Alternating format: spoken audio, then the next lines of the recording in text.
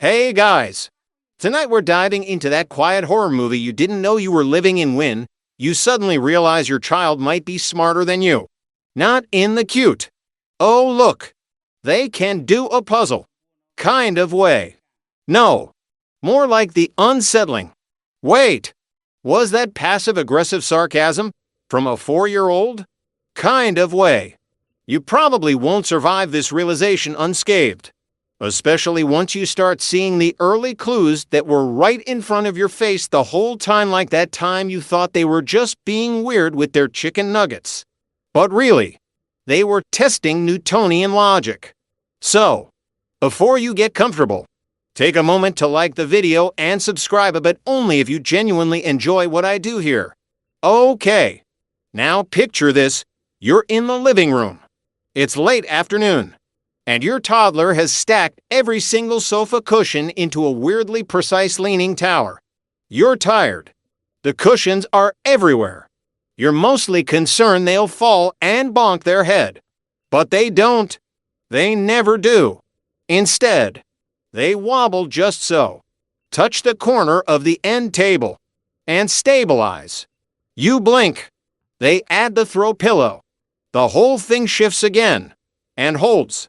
You mutter something like, "Oh, cool," and go back to folding laundry. But what you didn't notice, what you only realize in horrifying clarity years later, is that this wasn't random chaos. This was your child discovering load-bearing tension. You remember the way they squinted at the angle, how they tested the squishiness of the third cushion like it was a lab experiment. That wasn't playing. That was hypothesis testing. Historians still argue whether the great minds of antiquity, our chimes, for example, had early signs of genius in toddlerhood. One fringe theory, honestly adorable, claims that young Archimedes was obsessed with sand piles and insisted on drawing perfect circles in them by the sea.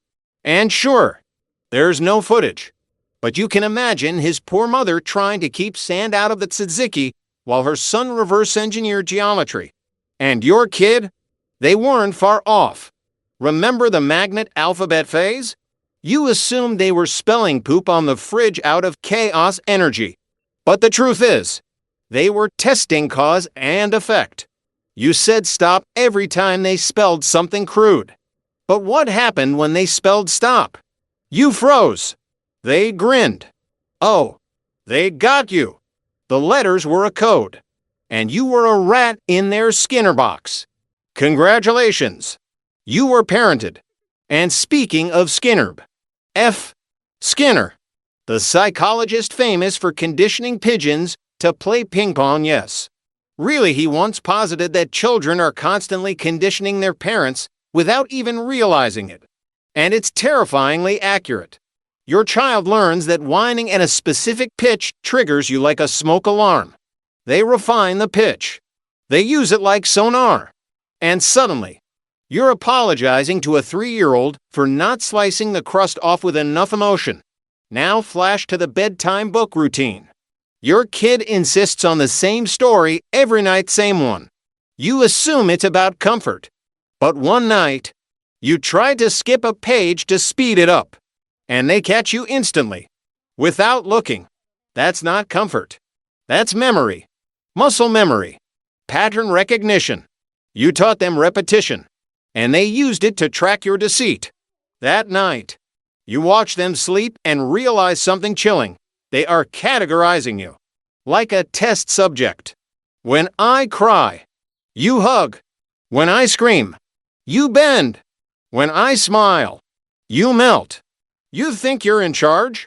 Oh, sweetie, you are the dog in the Pavlov experiment. And your kid? They've got the bell. There's also that moment you probably repressed it when you're little one, barely old enough to speak in full sentences, called out a lie. Maybe you told grandma over the phone that you ate a salad for lunch.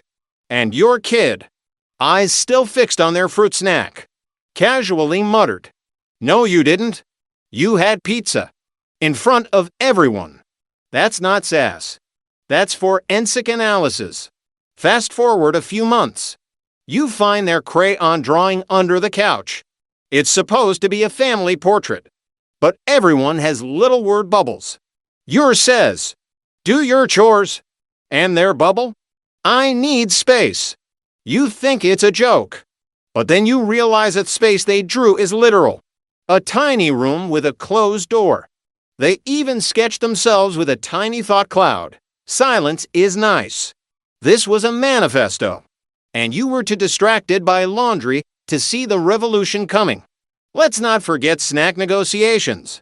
You ask, "Do you want apple slices or crackers?"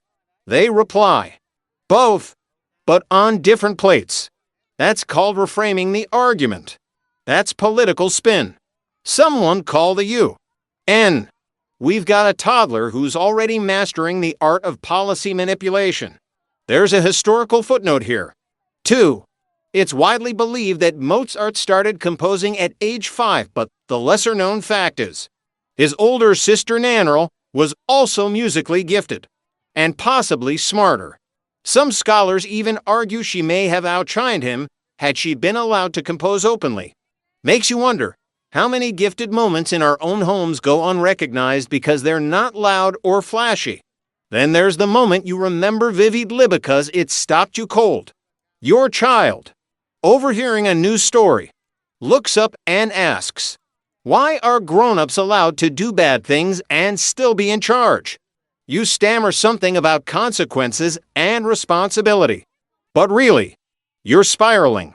That's a question with centuries of baggage. Plato's Republic is basically a long-winded attempt to answer that exact question. And here it is, out of the mouth of someone who still needs help wiping their nose.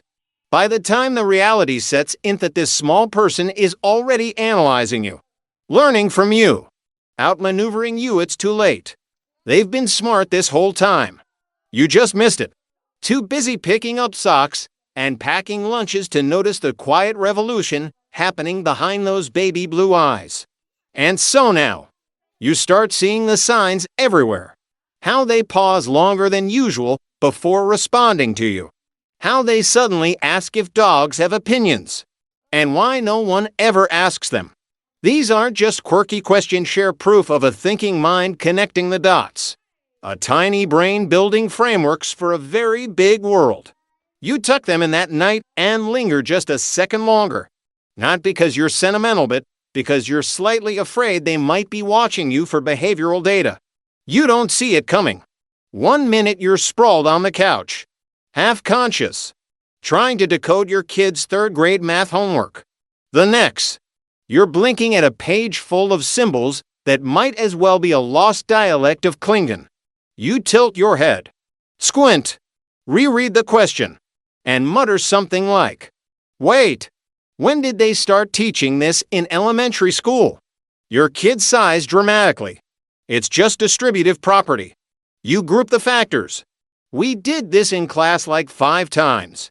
And that's the moment. Not the math itself. Not the side how that alone should have gotten you nominated for an Oscar in parental patience, but the tone.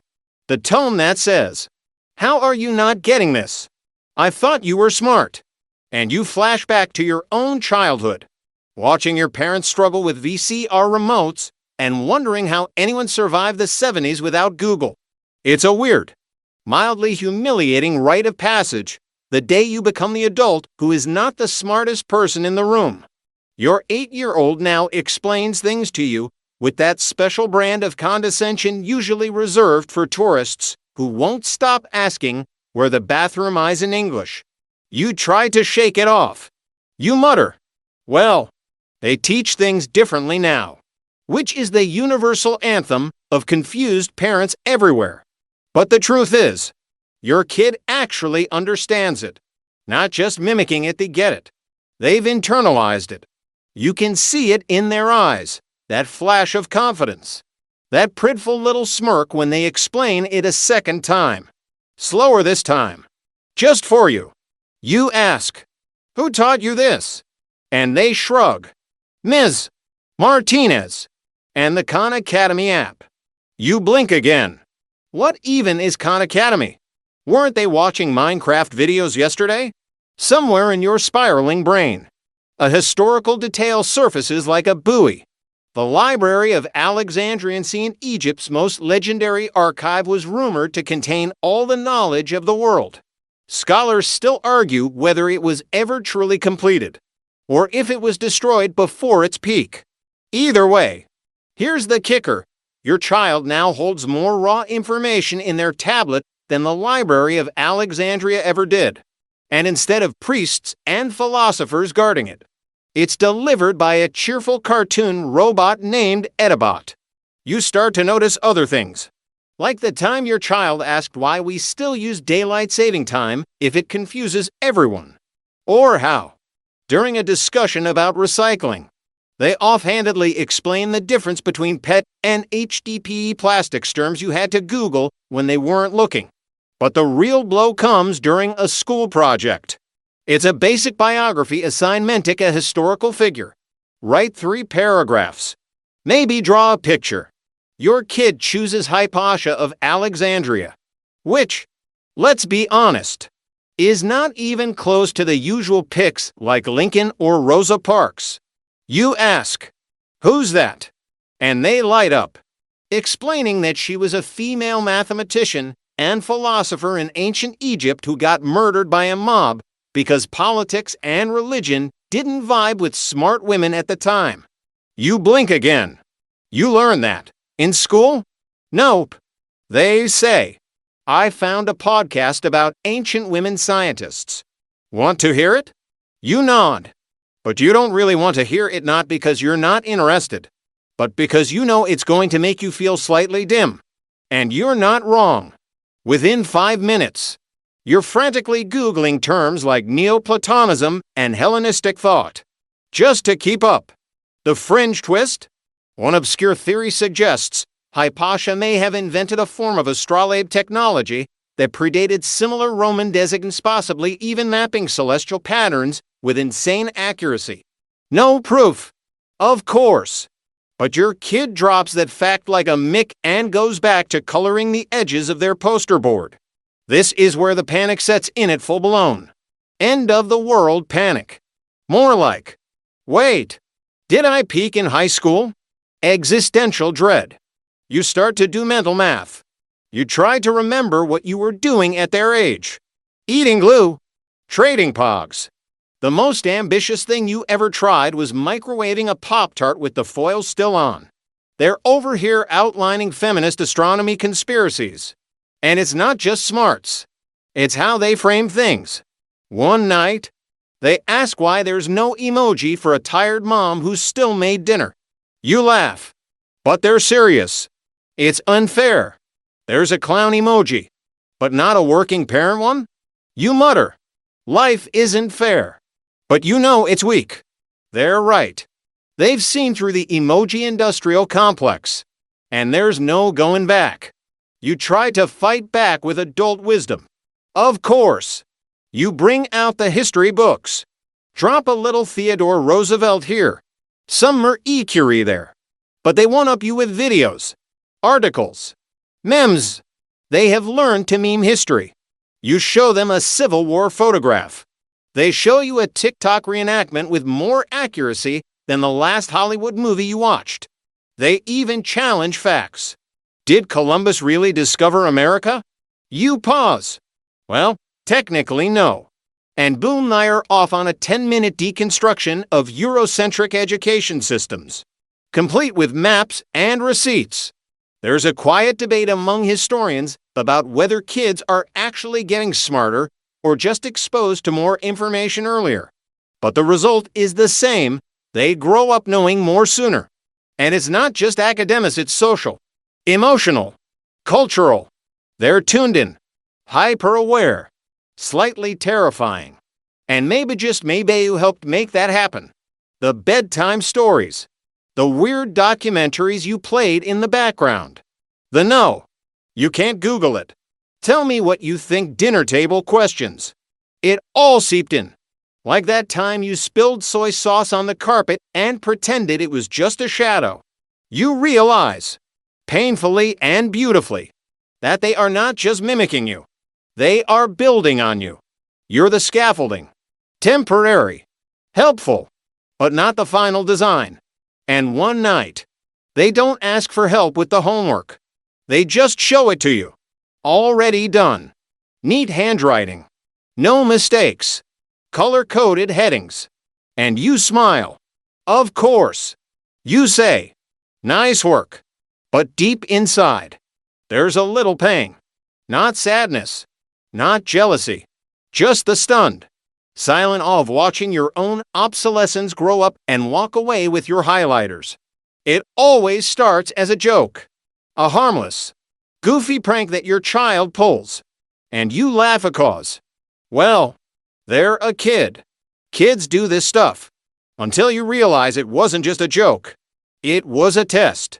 And you, with your coffee breath and misplaced confidence, walk straight into it. It's Saturday morning. You wake up to silence, never a good sign. You tiptoe down the hallway, fully expecting a wall mural made of toothpaste or an unauthorized experiment involving the dog and a box of raisins. Instead, you find your child calmly eating cereal, staring at you with that faint, eerie smile. They hand you your phone. I reset your alarm. They say, "You needed sleep." You blink. You mutter, "Thanks." But something's off. You check the phone. They really did it. Opened your settings, navigated your alarms, and adjusted everything without waking you. They even put your favorite mug next to the coffee pot, which is brewing, because they also pressed the brew button, which you've never even seen them look at before. You suddenly feel like a character in one of those psychological thrillers where the kid turns out to be a supercomputer. Is this kindness? Manipulation? Both. And just like that, you're forced to reevaluate. This wasn't some random act of toddler generosity.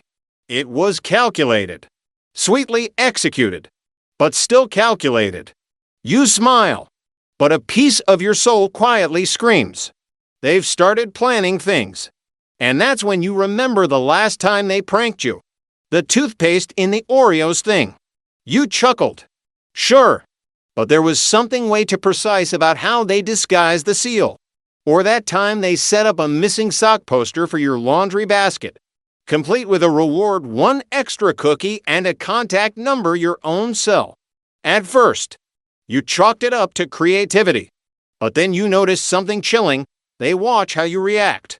Carefully. They note your tone, your words, the way you raise one eyebrow when you're skeptical. They are tracking your emotional algorithms. You, my friend, are not just a parent who are the subject of an ongoing experiment. It gets weirder. They start manipulating timing. You ask them to clean up their room, and they ask a cute question, perform a sudden interpretive dance. Maybe bring you a dandelion they just found inside the house. What?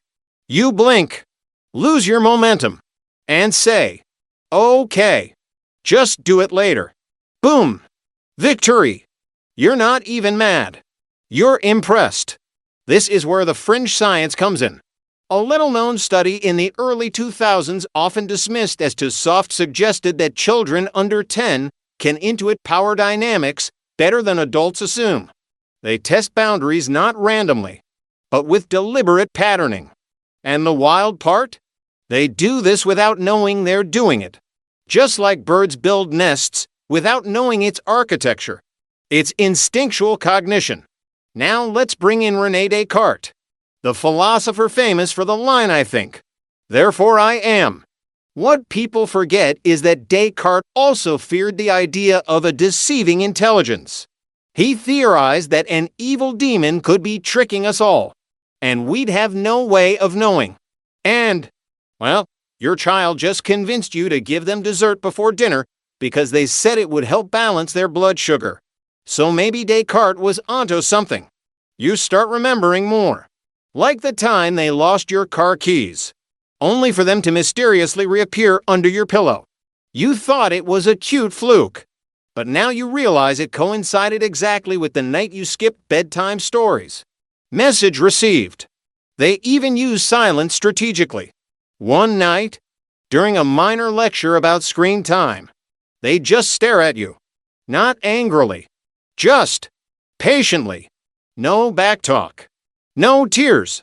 Just a single nod. A slight tilt of the head. You stop mid-rant. What? You ask. They shrug. Nothing. Just listening. And suddenly you're the one unraveling. Because that's psychological warfare. There's a specific moment that finally breaks you. You're looking for your favorite hoodie. Gone. Vanished. You check every room. Finally, you find it folded. Clean. Neatly laid out. In their backpack. You confront them. They say, I borrowed it. You always say to ask. But you were asleep and I didn't want to wake you. So I figured if I took it and then returned it perfectly, you'd be okay with it next time. You are stunned. That's not borrowing. That's proof of concept. That's running a beta test on your parenting tolerance levels. You feel like you're being prepped for a TED Talk titled, How I Outsmarted My Parent Using Basic Logistics. And still you underestimate them. Because they're small. Because they trip over their own shoes. Because they eat ketchup on rice and call it a delicacy. But then you watch them explain cloud computing to your uncle. Or solve a riddle you couldn't crack. Or compose a clever poem in the time it takes you to remember your Netflix password. Historians still argue whether children in ancient societies were expected to outwit adults or simply obey them. In Sparta, for example, kids were trained to steal food without getting caught if they were caught. They were punished. The moral wasn't don't steal. It was don't get caught. Which explains a lot about how your kid handled the case of the mysteriously vanishing cookies. At this point, you start replaying every interaction, every suspiciously quiet moment, every sly look exchanged with the dog. It all lines up. You're not the mastermind. You're a character in their simulation. And worst of all, you kind of admire it. You find yourself bragging to friends. You won't believe what they did. Even though part of you is still smarting from the time they tricked you into attending a backyard concert, only to be charged $5 admission at the gate their toy cash register. The performance was just them singing a slightly off-key version of Old Town Road. But still, you paid. You sigh. Sit on the couch. Watch them building some ridiculous contraption out of tape and pool noodles. And you realize this isn't just clever. It's layered. It's strategic. It's potential. You're not raising a kid. You're coaching the next contestant for Survivor, Genius Edition. And it's a little terrifying, but in the best possible way. Because they're smart. Sure. But they're also kind. Mostly. And that combination? That's what makes them dangerous. And extraordinary. The realization hits you in pieces. Like a bad movie twist you should have seen coming, except this one's been years in the making. You're in the kitchen, elbow deep in dinner prep, and your child walks in holding a book. Not a picture book. Not even one of those middle-grade graphic novels that are secretly manga in disguise. No, a real book. Hardback. 800 pages. Footnotes. You freeze. You're reading that? They shrug. It's interesting. And then, the line that ends you, I think the pacing dips in the middle.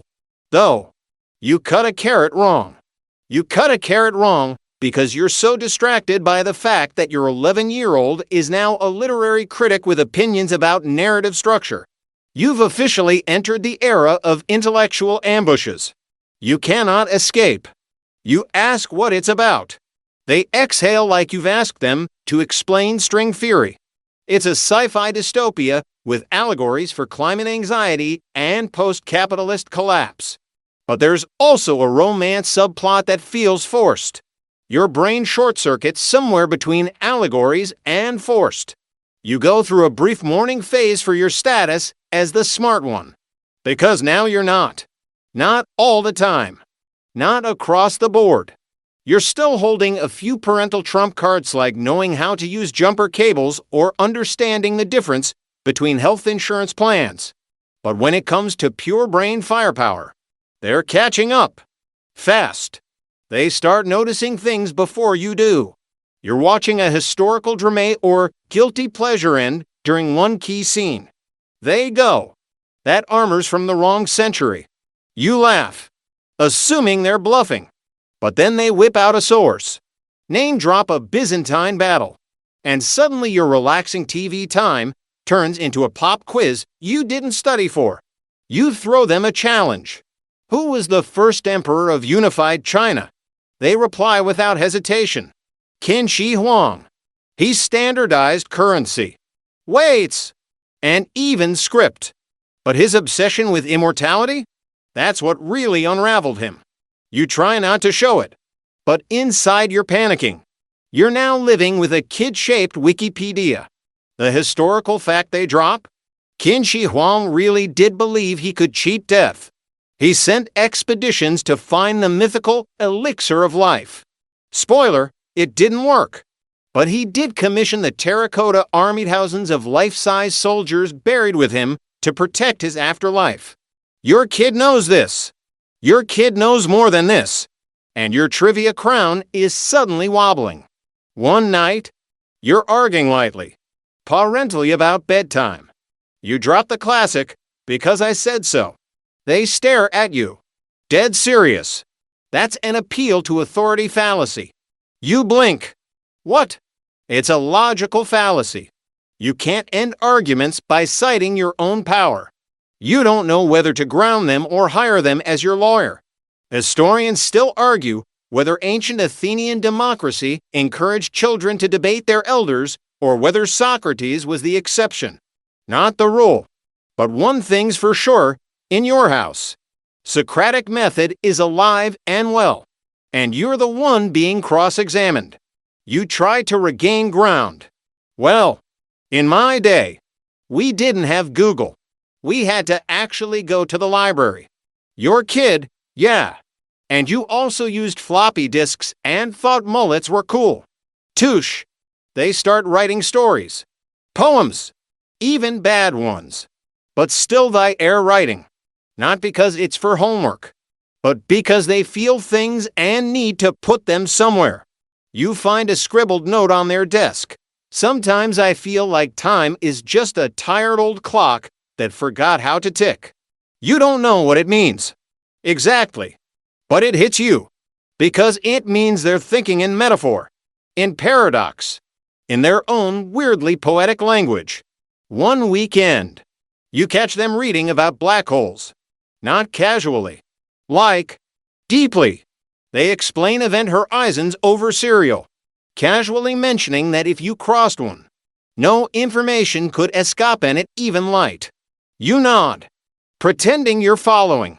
You are not following. They might as well be speaking fluent Hawking. That fringe tidbit? Some physicists have suggested black holes might not just destroy information, they could store it on their surfaces like holograms. Not proven.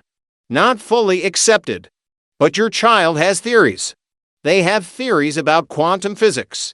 You barely passed chemistry. At this point, you stop trying to catch up. It's not a race anymore. It's a relay.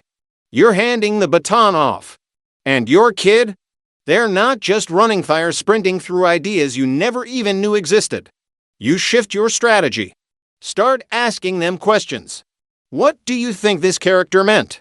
Why do you think the government did that? How would you fix this problem? They surprise you. Constantly. You realize their mind is a tangle of questions and references and half-formed epiphanies. And you are not the one planning them. You're just lucky enough to watch them bloom. And yet, it's not all genius moments.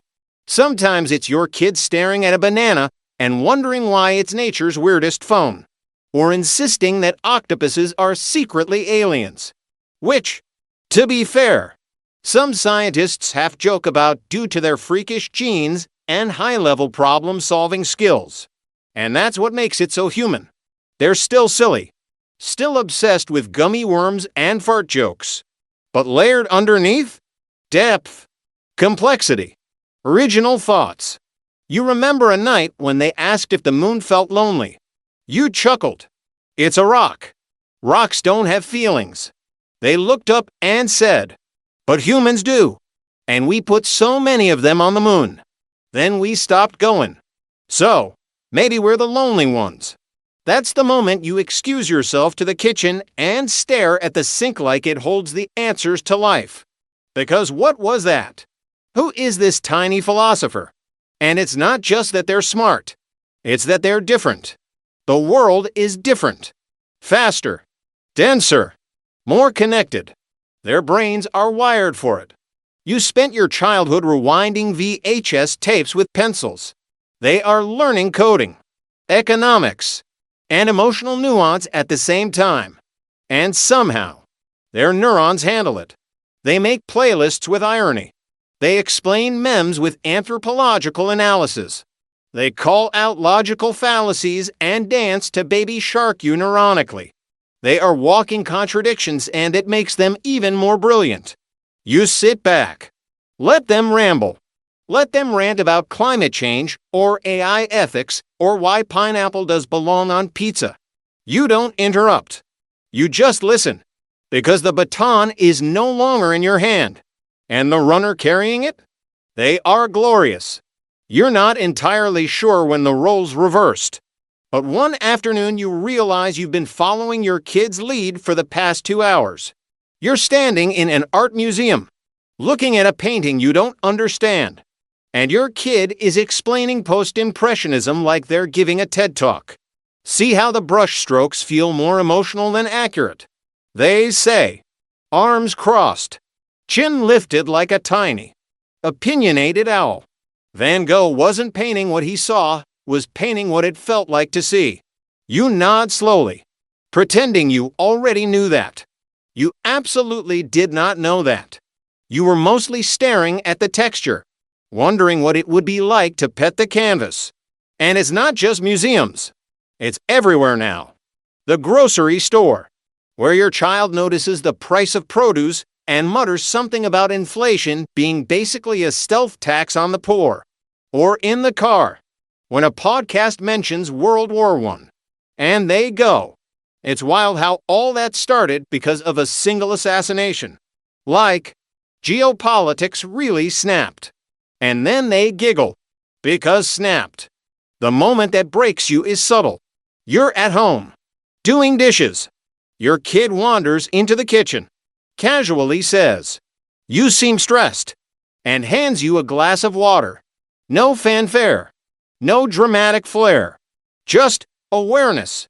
Noticing. Compassion. And then, want me to play something relaxing? Before you can respond, they put on some ambient lo-fi, dim the lights a bit, and vanish like a thoughtful ghost.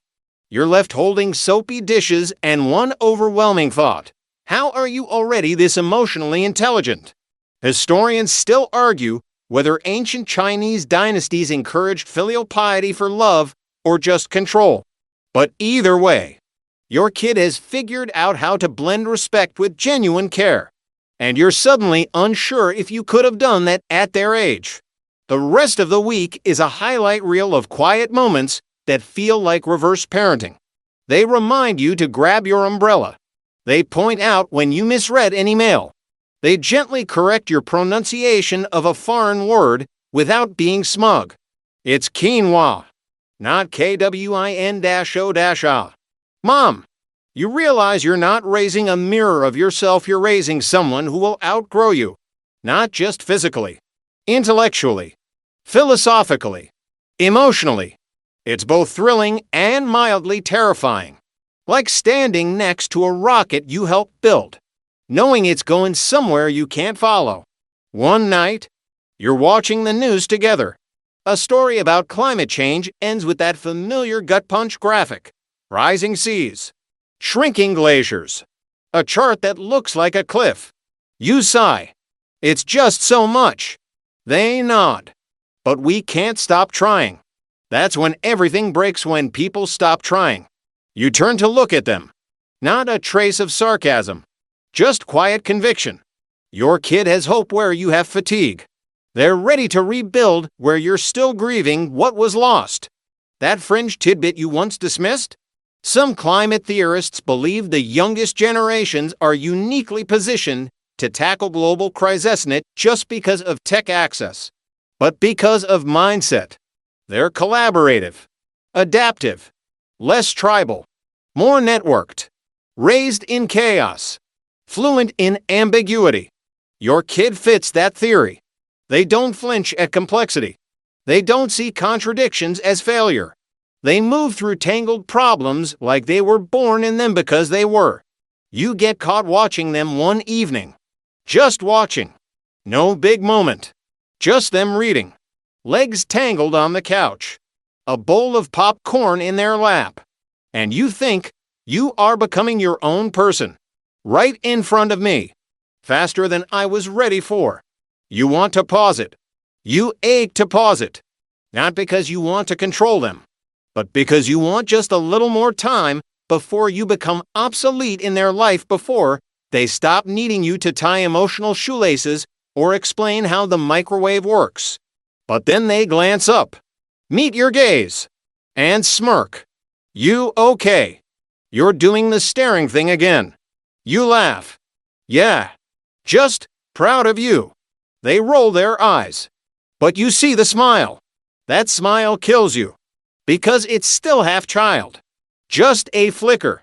Still yours. And in that moment, you realize it's not about being the smartest one in the room. It never was. It's about being the one who saw them. Who noticed the spark before it roared. Who stood behind them long enough for them to stand on their own. One last callback hits you like a whispered truth. Remember the crocodile dunks and screen? Ridiculous. Brilliant. Risky. A relic of ancient minds doing their best with what they had. Just like you.